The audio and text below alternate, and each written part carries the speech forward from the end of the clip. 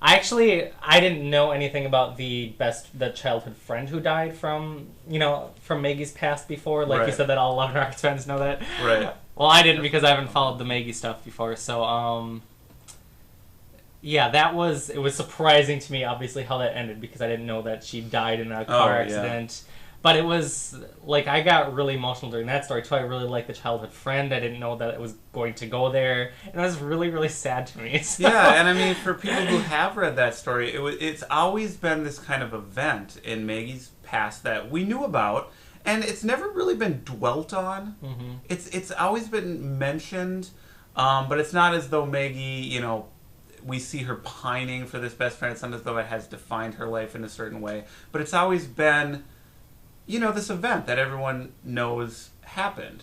And to see it depicted finally in this kind of final Maggie stories in such a straightforward fashion was, I think, a great moment for Love and Rockets readers. Mm-hmm. Well, they had a really nice relationship, too. I feel like, they kind of, the friend kind of thought they were drifting apart a little bit, and she felt kind of ignored, from Maggie during this point in her life that was tumultuous, where her parents were getting divorced, and I don't know, just seeing them kind of come back together and stuff like that, it was really nice and stuff like that. And then this tragedy occurs, it's just like really, really sad. Right. So I don't know, he perfectly like touched on those moments. Like I think everybody goes through that with childhood. Like there's a friend that you kind of drift away from. There's reconnections.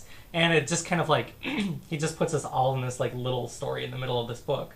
And it's just really, really nice. Yeah, and I feel like putting that story in this particular issue, given what's going on in the Love Bunglers, it was kind of like the thematic core of his work in this issue. Because while the stories don't appear to be directly related, I think they are thematically related. Mm-hmm. And one of the themes that stood out for me as being really powerful in this issue of Love and Rockets was the way in which people's lives can be defined and the course of their lives can be irrevocably and dramatically altered by random, senseless events. And in this case, they are violent events. So we have the death of Maggie's best friend, childhood best friend, completely, semi hit her family's car and she was gone. And for me, I've always wondered what would Maggie's life have been like had that never happened. Would she have become friends with Hopi? You know what I mean? Mm-hmm. But for this completely random event, her life may have been completely different. And I don't think it would have been necessarily better or worse, but it would have been different. And then we have a violent event at the end of the Love Bunglers, which irrevocably alters Ray and Maggie's lives from that point forward, and probably Calvin's life as well. And we see some of the consequences of that, and while I would describe the ending of this book as a happy ending, it may have been happier if not for that event. Or not, but it did affect and set the course of their lives. These kind of random, seemingly cruel kind of events. So I thought that was kind of an interesting, powerful theme that Jaime was wrestling with here. Mm-hmm. And I really did enjoy Maggie and Ray's relationship there too. It felt very like you want honest them and truthful, and yeah, you definitely do root for them. But just like how they kind of like talk about each other behind, the others, well, not behind the others' back, but like to their friends and stuff like that, Right. It just seems like how it would actually play out. It's not this idealized version. That's the thing. It's a happy ending. It's kind of a gift to Love and Rockets readers. It's a gift to the character of Maggie. It's the tragic things happen here, but it's mostly I would say a happy ending. Yeah. But you're right. It's not an idealized ending. It's not sanitized. These are very much characters who have the weight of the real world and the weight of their own experience and tragedies and pasts always on them and always with them, and yet they're able to find happiness despite that.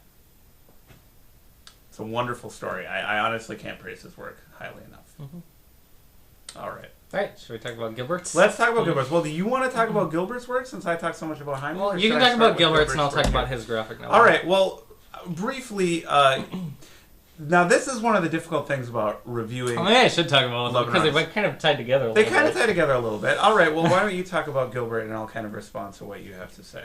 All right. Well, Gilbert Hernandez kind of adapts these kind of B movies of his character Fritz, right? And he's done this through a series of graphic novels with, let's see, Chance in Hell. Was Sloth one of them too? No. No. And there's one other one, though, that came out before this too. The Troublemakers. Yeah, The Troublemakers. And now he came out with Love from the Shadows, which is this graphic novel here that we're going to be talking about. Right. And in Love and Rocket's New Stories, it's kind of like a shorter like piece, not a full-length graphic novel, that adapts King Vampire. And Fritz is a character who has appeared throughout Love and Rockets, Luba's sister, I believe, right? Yeah, so Gilbert has his own long-running cast of characters in the way that Jaime does. One of those characters, Fritz, had a brief career as a B-movie actress, and in the last few years, Gilbert has kind of set aside his larger cast of characters and focused a lot of his work on doing comic book adaptations of the films that the character Fritz has started. Kind of weird, but that's what Love from the Shadows is, and King Vampire and Love and Rockets is. And I really like the character of Fritz, like especially in the Luba series. Yeah, I think she's amazing. Yeah.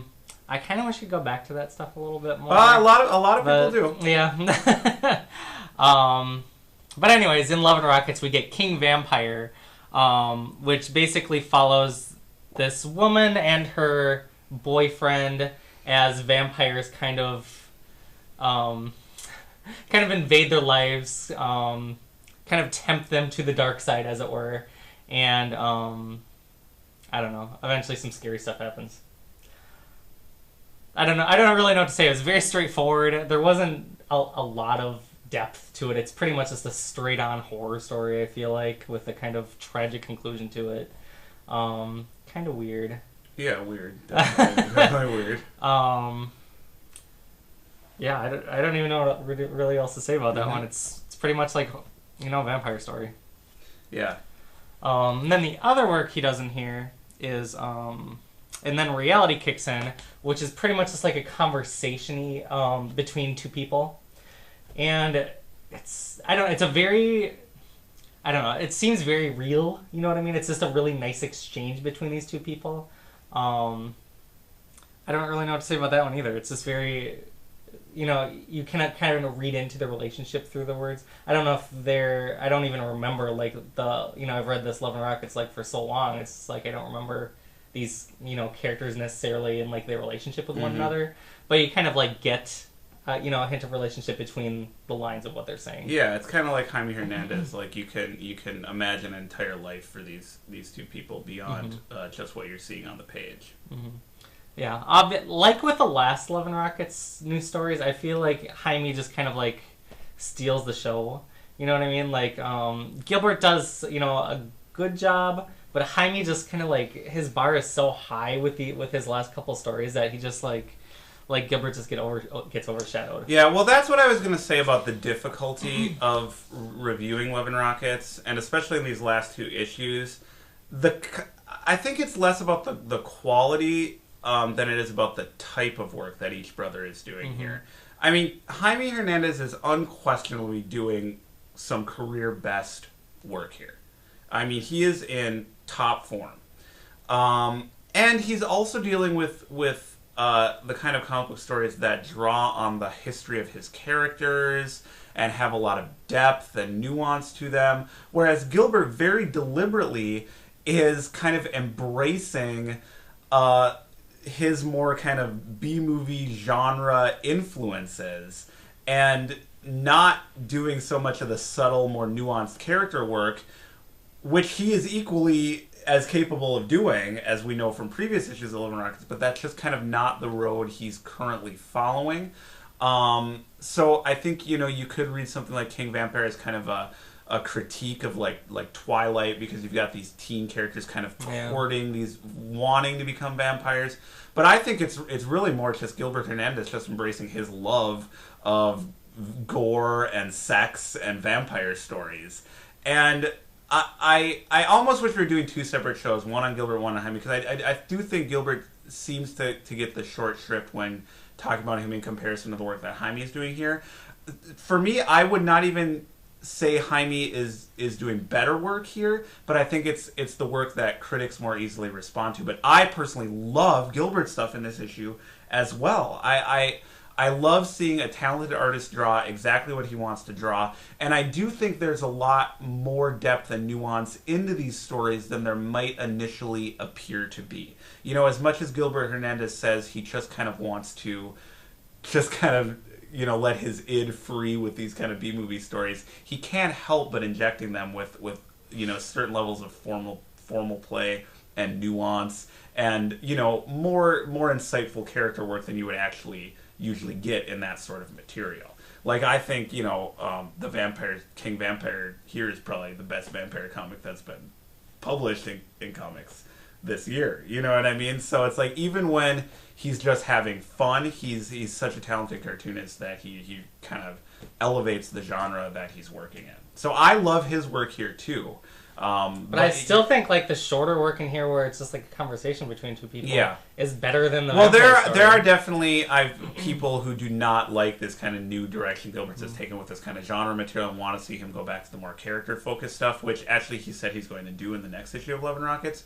But personally, I want Gilbert Hernandez to draw whatever he wants to draw. So if he wants to draw vampires, I am more than happy to read a Gilbert Hernandez vampire story. I thought it was wonderful.